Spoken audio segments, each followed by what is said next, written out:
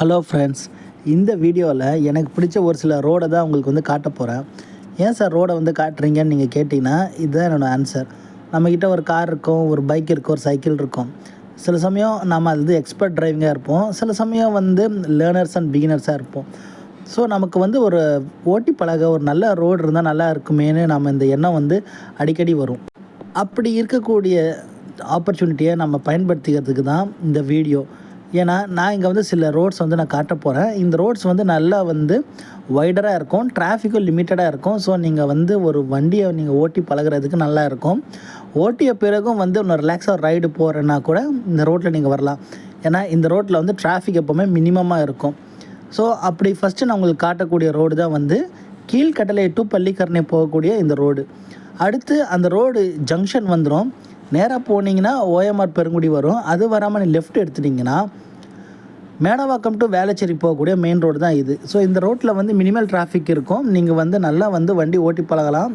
Road condition நல்லா இருக்கும், ரோடும் நல்லா வைடராக இருக்கும். இந்த ரோடு அப்படியே ஃபாலோ பண்ணிட்டு போனீங்கன்னா உங்களுக்கு வந்து வேளச்சேரி ரயில்வே ஸ்டேஷன் வந்துடும்.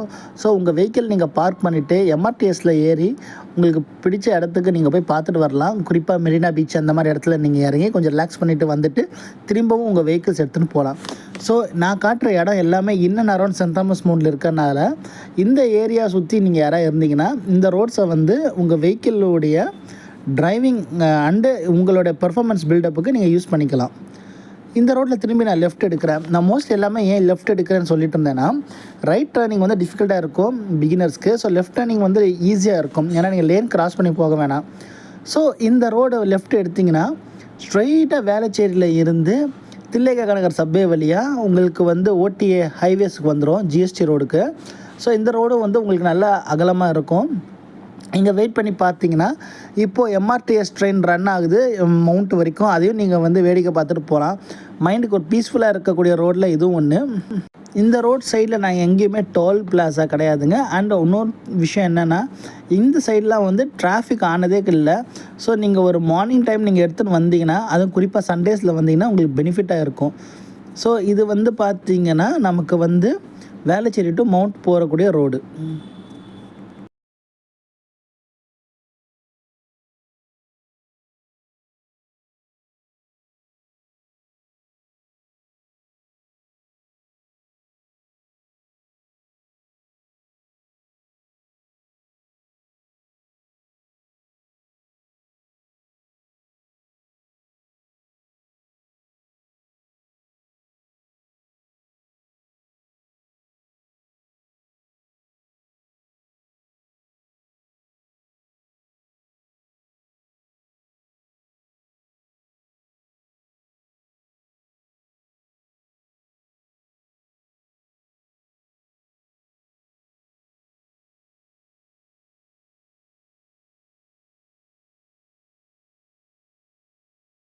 மேலே 25 kV ட்ராக்ஷன் எலக்ட்ரிக் ட்ரெயின் போகிறதுக்காக 110 kV இருக்கிற இந்த இவி ஒயர்ஸ் பாருங்கள். 6 ஒயர்ஸ் இருக்கிறத வந்து எப்படி வந்து அண்டர் கிரவுண்டில் வந்து கொண்டு வந்துட்டு திரும்பி மேலே கொண்டு போகிறாங்க பாருங்கள்.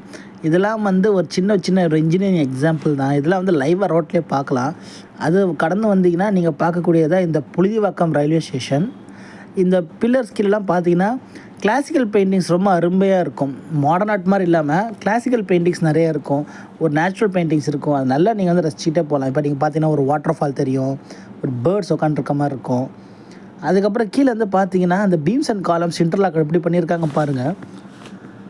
ஒரு ஸ்டேஷன் கட்டணுன்னா அதுக்கு சிவில் ஒர்க் எவ்வளோ தூரம் சப்போர்ட் பண்ணணும் பாருங்கள். சூப்பராக இருக்குல்ல. மெயின் பில்லர் வந்து ட்ரெயினோட வெயிட்டை தாங்கிறதுக்கும் இந்த ஸ்டேஷனுடைய வெயிட்டை தாங்கிறதுக்கு தான் உங்களுக்கு வந்து செகண்டரி பில்லர்ஸ் இருக்கும். அதை தாண்டி கொஞ்சம் தூரம் வந்தீங்கன்னா ஆதம்பாக்கம் ரயில்வே ஸ்டேஷன் வந்துடும். இதுக்கு நீங்கள் லெஃப்ட் எடுத்து போனீங்கன்னா மேடவாக்கம் மெயின் ரோடு வந்துடும். அந்த ஆட்டோ போகுதுலையே அந்த சின்ன சந்துக்குள்ளே போகணும். அதுக்கப்புறம் மெயின் ரோடு வந்துடும். அந்த சின்ன சந்துக்குள்ளே போய் நீங்கள் ரைட் திரும்பினாலே